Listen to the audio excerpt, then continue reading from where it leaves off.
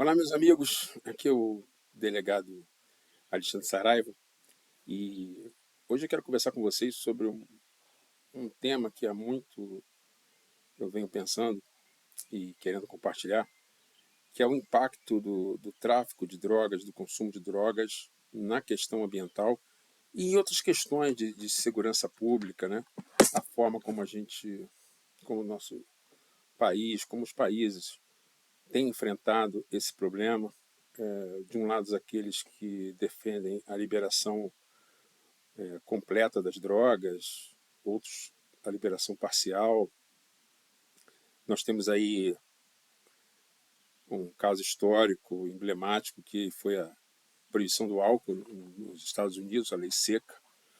E a lei seca tem uma questão interessante, que não era crime consumir bebida alcoólica, era crime traficar bebida alcoólica.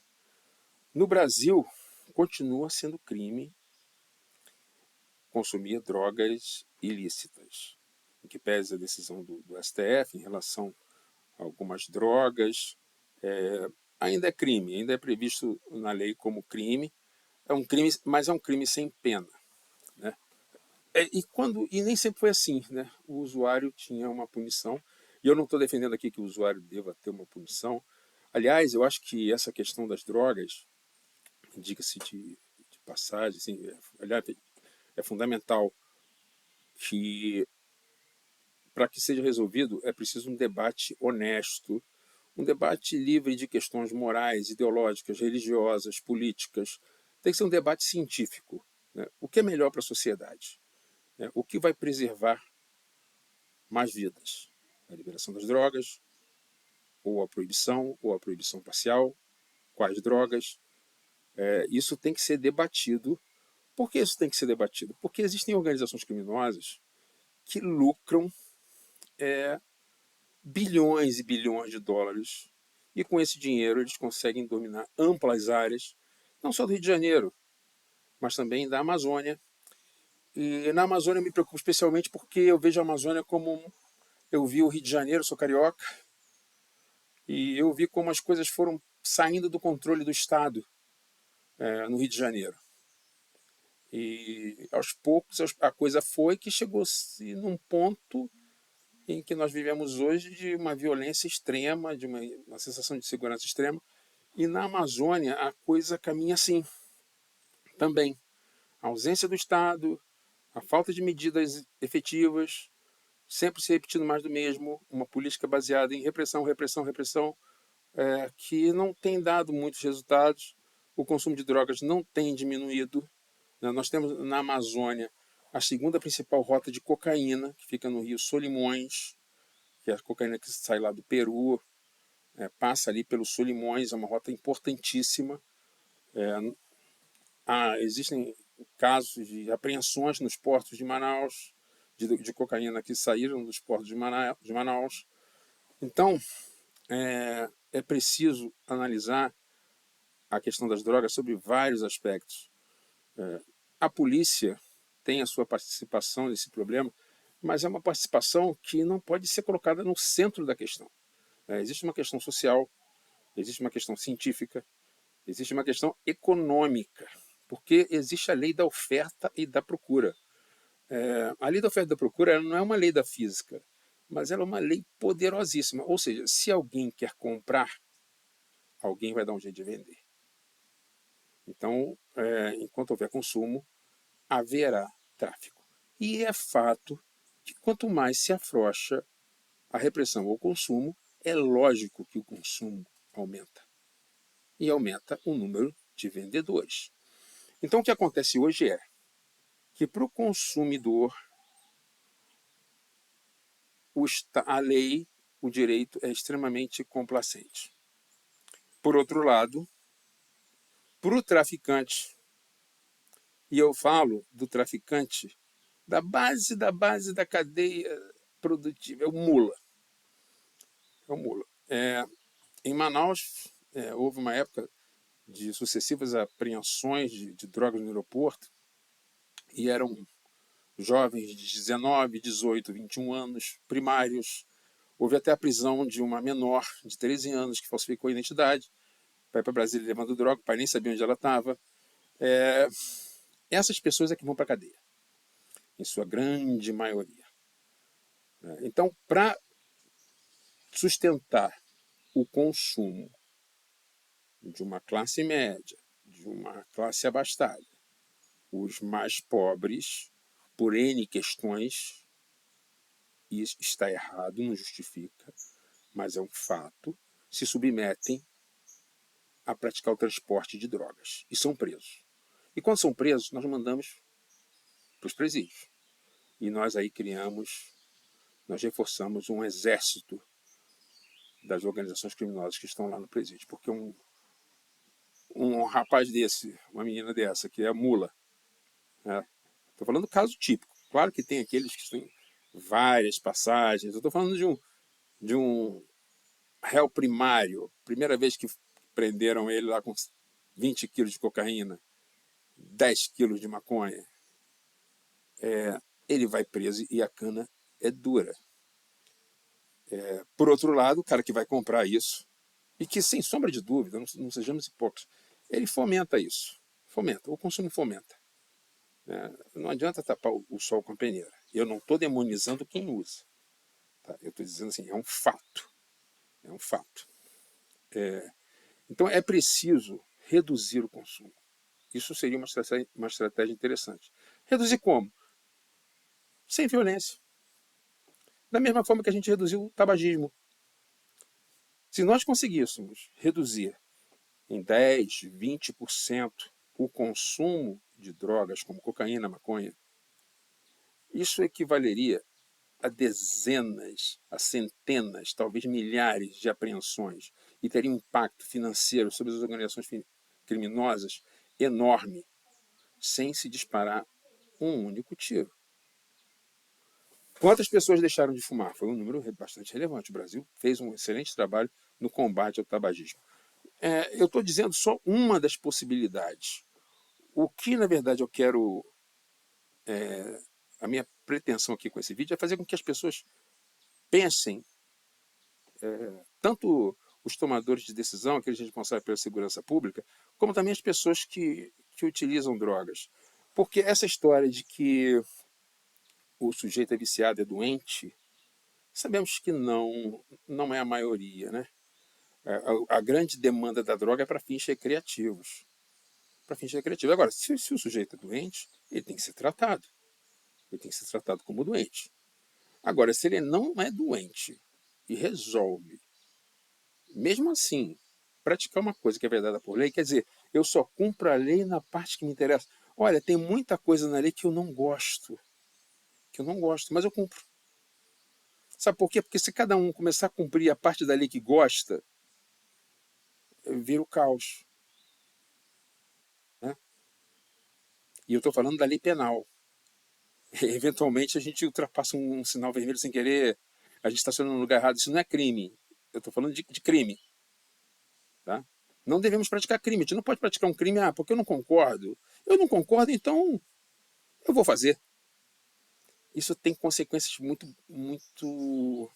nocivas para a nossa sociedade. Eu acho que algumas drogas deveriam sim ser liberadas. Eu acho que quando o direito ele bate de frente com uma coisa que a sociedade já considera normal, e lei tem um sinônimo, é norma. Não se fala norma legal. E de onde vem a palavra norma? De normal. Quando algo é considerado normal para a sociedade e vem uma lei e diz que não pode, isso costuma dar problema. Isso costuma dar problema. Mas, enquanto a lei está valendo, dura lex, sed lex. Porque não cumprir a lei dá um resultado muito maior, porque aí nós temos corrupção na polícia, nós temos corrupção nos mais altos escalões. Não é só a polícia, não. Tá? A polícia é porque está ali na ponta. É a mais visível. Mas não é só a polícia. Né? E na questão ambiental? Uma vez, meus amigos, no Maranhão, o Maranhão tem uma reserva biológica, muito importante, a reserva biológica Gurupi, e várias terras indígenas também, muito importantes para aqueles povos. E a lei brasileira, a Constituição brasileira, prevê que quem planta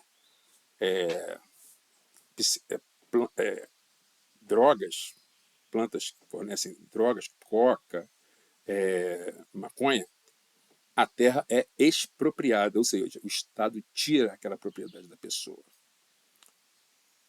Então, o que eles estavam fazendo? Estavam desmatando a reserva biológica do Gurupi. Isso eu vi, eu participei dessa operação. Desmataram amplas áreas da reserva biológica do Gurupi, o pouco que sobrou da Amazônia no Maranhão, e fizeram uma mega plantação de maconha, que nós fomos lá erradicar. Destruíram uma ampla área das terras indígenas para plantar maconha, e nós fomos lá erradicar.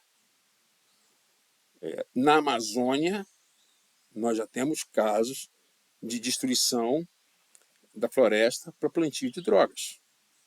Mais do que isso, alguns traficantes estão migrando.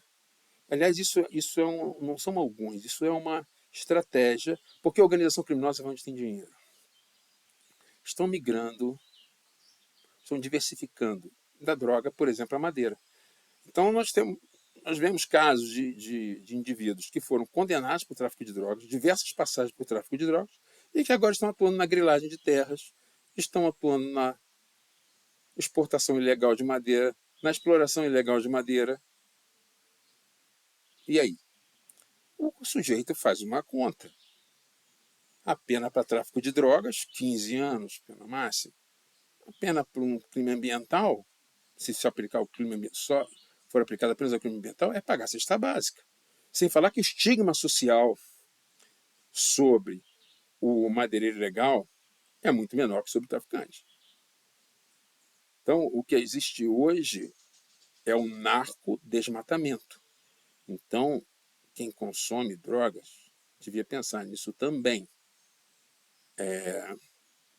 Se cada um... A sociedade tem que definir o que quer, porque esses criminosos, essas organizações criminosas que têm como seu carro-chefe a droga, elas financiam campanhas políticas em pequenos municípios na Amazônia.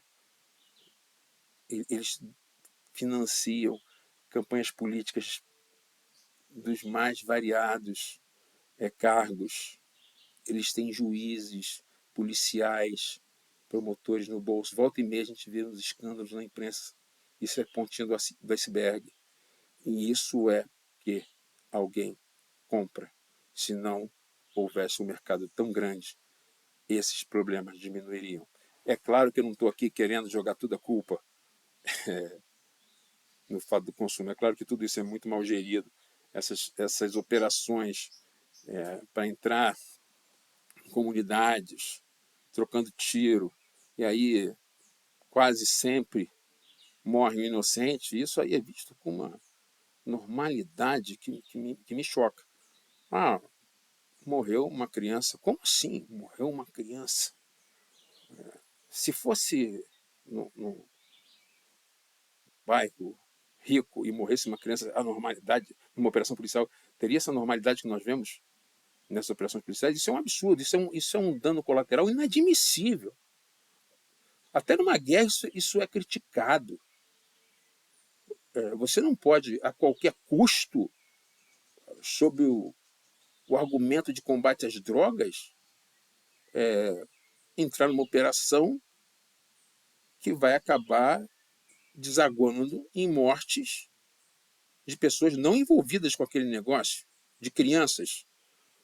Existem, o que é preciso saber que existem meios mais inteligentes, mais eficazes de combater o tráfico de drogas. E um deles é seguir o dinheiro, é drenar os lucros. Isso é muito mais eficiente. E existem outros métodos. Eu digo sempre que a polícia, quando atua com mais ciência, menos violência ela precisa. É, é preciso que a gente comece a refletir sobre isso, cada um refletir sobre isso, e novas propostas serem colocadas e entender o problema. Porque o problema é muito mais sério. Vocês imaginam o seguinte, existem ainda as drogas lícitas, né? Os estimulantes lícitos. Nós temos um rol de estimulantes aí, Ritalina, Venvance, não sei mais o que pessoas de classe média alta podem adquirir para ter um desempenho acadêmico, um desempenho profissional melhor. Isso é fato. E o pobre, que precisa trabalhar pra caramba para sustentar a família dele? Ele não tem dinheiro para comprar uma caixa desses remédios. O que ele vai usar? Vocês acham que a cocaína não serve de estimulante para muito trabalhador braçal? Para muita gente que vira à noite? Os caminhoneiros aí, o rebite, comprimidos vendidos em postos de gasolina. Postos de gasolina são pontos de venda de drogas para o cara aguentar ficar acordado. E ele fica acordado por quê? Porque ele quer? Ele está usando aquela droga porque ele quer? Não, porque ele tem uma família para sustentar. Está certo? Não. Mas é compreensível. É compreensível porque o crime, todo crime, ele é um fenômeno social, pessoal. Fenômeno social. Não dá para a gente combater o crime e se esquecer que é sempre um fenômeno social.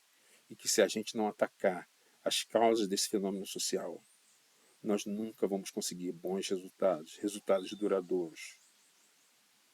Essa é a verdade. Isso considerando que nós estamos num Estado democrático de direito, né, onde os direitos individuais são respeitados, porque não se pode, sob o argumento de combate à violência, o Estado praticar mais violência, como nós vemos em alguns países por aí, e que acham lindo, mas não pensam quantos inocentes estão lá presos. Né? Não é assim que funciona. Isso não dura. Isso não dura. O que funciona é ciência, educação, é a sociedade entender o problema. A sociedade entender o problema e se comprometer com a resolução do problema. Como foi, volto a dizer, no caso do tabagismo. O que não dá é continuar repetindo as mesmas coisas, as mesmas estratégias e esperar resultados diferentes. Alguém já disse isso, se não me engano foi Einstein, porque isso é absoluta loucura. Então, nós precisamos refletir sobre isso, refletir seriamente e buscar soluções.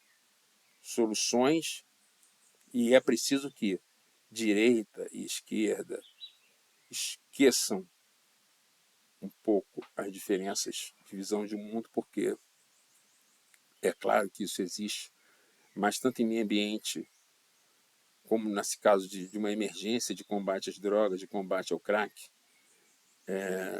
está em jogo a vida humana.